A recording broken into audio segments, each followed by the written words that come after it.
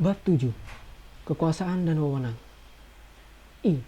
Ringkasan dan masalah. 1a.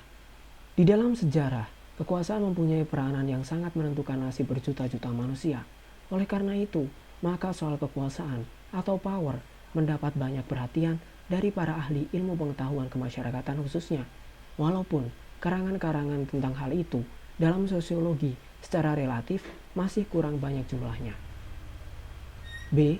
Sesuai dengan sifatnya sebagai ilmu pengetahuan, maka ilmu sosiologi tidak memandang kekuasaan sebagai sesuatu yang baik atau sesuatu yang buruk. Akan tetapi, sosiologi mengakui adanya unsur kekuasaan yang merupakan unsur yang sangat penting dalam kehidupan suatu masyarakat. C. Kekuasaan senantiasa ada di dalam setiap masyarakat, baik yang masih sederhana maupun yang sudah besar dan kompleks susunannya. D. Adanya kekuasaan tergantung dari hubungan antara yang berkuasa dan yang dikuasai, atau dengan perkataan lain, antara pihak yang memiliki kemampuan untuk melancarkan pengaruh dan pihak lain yang menerima pengaruh itu dengan rela atau karena terpaksa. E. Apabila kekuasaan itu dijelmakan pada diri seseorang, maka biasanya orang itu dinamakan pemimpin, dan mereka yang menerima pengaruhnya adalah pengikut-pengikutnya. Bedanya antara kekuasaan dan wewenang, authority atau legalized power, ialah bahwa setiap kemampuan untuk memengaruhi pihak lain dapat dinamakan kekuasaan, sedangkan wewenang adalah kekuasaan yang pada seseorang atau sekelompok orang yang mendapat pengakuan dari masyarakat.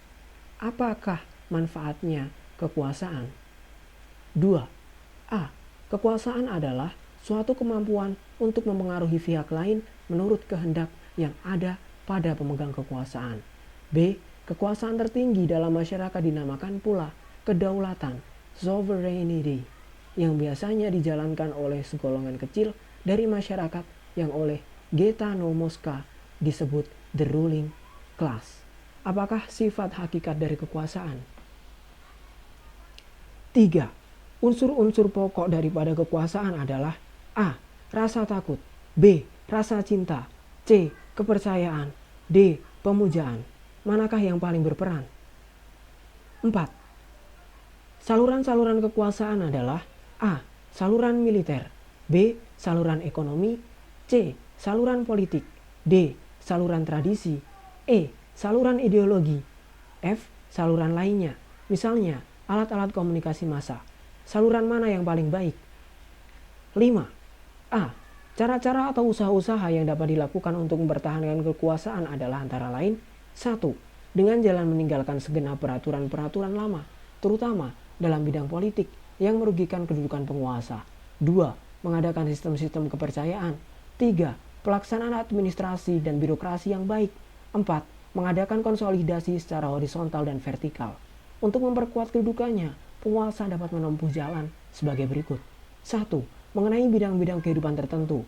2. Penguasaan bidang-bidang kehidupan dalam masyarakat yang dilakukan dengan paksaan dan kekerasan. Identifikasikan cara-cara lain. 6. Menurut Robert M. McIver, dalam masyarakat terdapat 3 tipe umum daripada piramida kekuasaan yang merupakan pola umum, yaitu A. Tipe kasta, B. Tipe oligarkis, C. Tipe demokratis. Bagaimanakah dasar dan prosesnya? 7. A.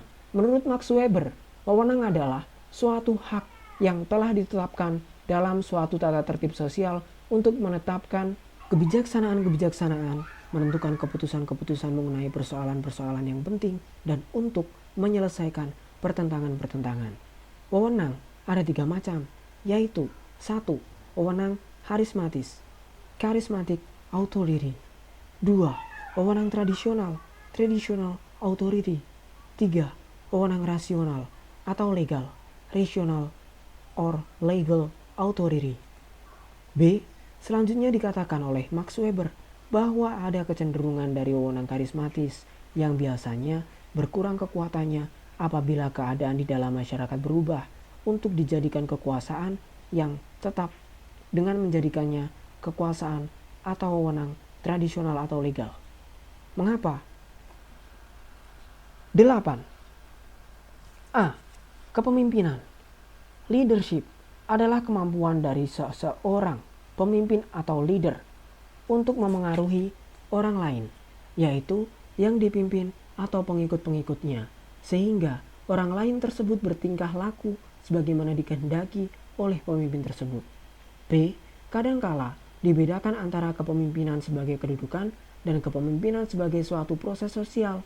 Sebagai kedudukan, kepemimpinan merupakan suatu kompleks dari hak-hak dan kewajiban-kewajiban yang dapat dimiliki oleh seseorang atau suatu badan. Sebagai suatu proses sosial, kepemimpinan meliputi segala tindakan yang dilakukan seseorang atau suatu badan yang menyebabkan gerak dari warga masyarakat. C. Kepemimpinan ada yang bersifat resmi, formal leadership, yaitu kepemimpinan yang tersimpul di dalam suatu jabatan, dan ada pula kepemimpinan karena pengakuan dari masyarakat dan kemampuan seseorang untuk menjalankan kepemimpinan atau informal leadership. D. Menurut mitologi Indonesia, kepemimpinan yang baik tersimpul dalam Astabrata yang pada pokoknya menggambarkan sifat-sifat dan kepribadian dari 8 dewa. C. Ajaran-ajaran tradisional seperti misalnya di Jawa menggambarkan tugas pemimpin melalui pepatah yang apabila diterjemahkan ke dalam bahasa Indonesia berbunyi sebagai berikut. Di muka memberi tauladan, di tengah-tengah membangun semangat, dari belakang memberikan pengaruh. Seorang pemimpin diharapkan agar dapat menempati ketiga kedudukan tersebut, yaitu sebagai pemimpin di muka, front leader, pemimpin di tengah-tengah, social leader, dan sebagai pemimpin di belakang, rear leader. F. Secara sosiologis, seseorang pemimpin harus mempunyai sandaran-sandaran kemasyarakatan atau social basis yang mencakup susunan masyarakat serta cultural focus daripada masyarakat yang bersangkutan. Apakah manfaatnya mempelajari hal-hal itu? 9. A. Dalam masyarakat yang besar atau yang menempati wilayah yang luas, maka penggunaan kekuasaan tidak dapat dilakukan tanpa adanya suatu alat penghubung yang teratur dan dapat dipercaya. Alat penghubung tersebut adalah birokrasi. Burokrasi. B. Birokrasi merupakan suatu organisasi yang dimaksudkan untuk mengerahkan tenaga dengan teratur dan terus-menerus untuk mencapai suatu tujuan tertentu. Sosiologi menyoroti birokrasi sebagai pengertian yang netral, terlepas dari akibat-akibat buruk yang menyebabkan bahwa birokrasi tersebut menyimpang dari tujuannya yang semula, yaitu melancarkan pemerintahan. Apakah segi-segi positif dan negatif dari birokrasi?